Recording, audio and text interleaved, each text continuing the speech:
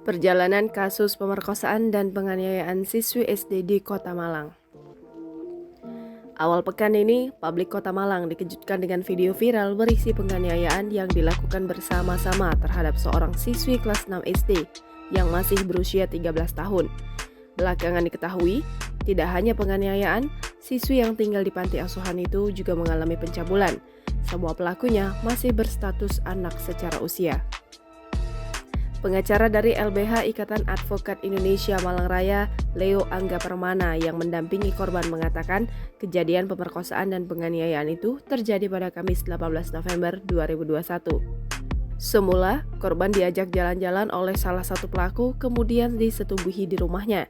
Setelah itu, atas suruhan dari istri siri pelaku persetubuhan, korban dianiaya oleh 8 orang seperti yang terekam dalam video yang viral.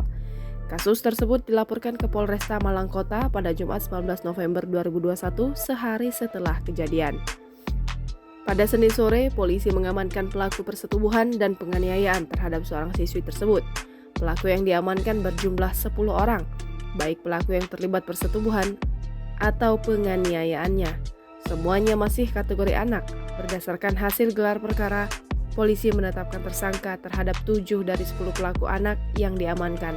3 pelaku anak lainnya dikembalikan kepada orang tuanya dan hanya berstatus saksi. 3 anak itu dinilai tidak terlibat langsung menganiaya korban. Anak yang menjadi pelaku persetubuhan itu dikenai pasal 81 Undang-Undang RI Nomor 35 Tahun 2014 tentang Perlindungan Anak. Sedangkan pelaku penganiayaan dikenai pasal 170 ayat ke-1E KUHP. Sementara itu, dari 7 anak yang ditetapkan sebagai tersangka, 1 anak tidak ditahan karena usianya masih di bawah 14 tahun.